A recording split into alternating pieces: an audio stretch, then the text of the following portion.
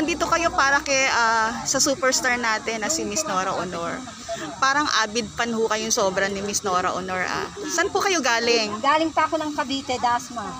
Hala, ang layo talagang sacrifice Ilang taon niyo na kung iniidolo si Miss Nora Honor? Ay, mula nung 7 years old ako, Nora na ako. Talaga. So lahat ng pelikula niya pinanood niyo? Oo, pinapanood ko yan.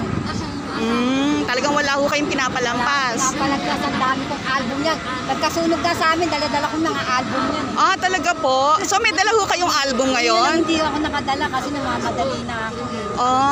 Dami akong picture niya. Nako, ate, kahit ko pa yan, kahit ko pa si Nora Honor. Talaga po? 4'11". 4'11". Oo nga, no? For sure, pagkasama ho tayo sa pila, mamaya makikita ko kayong iiyak. Sigurado yun. Ano, ate? Naubos na luha ko mula nung Merkulis, saka iiyak ko eh. Sabi nga nila, wag kang umiyak, nanay, baka mamaya mahimatay ka na, senior ka pa. Kaya nga eh. Oo nga po, talagang nakakalungkot. Ano po? Ako rin nabigla, hindi ko nga Oo, ako nga rin po eh. Hindi ko nga ako makapaniwala. Oo. Ito ho, may mga kasama din ako. Ayan Ayan, yung mga makikiview rin kay Miss Nora Honor. Mga sa huling Ayan.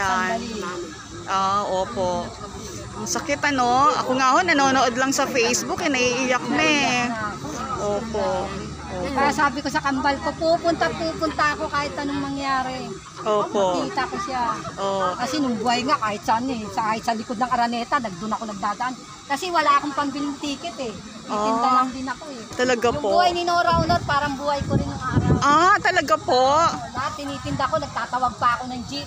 Very inspiring po talaga, no?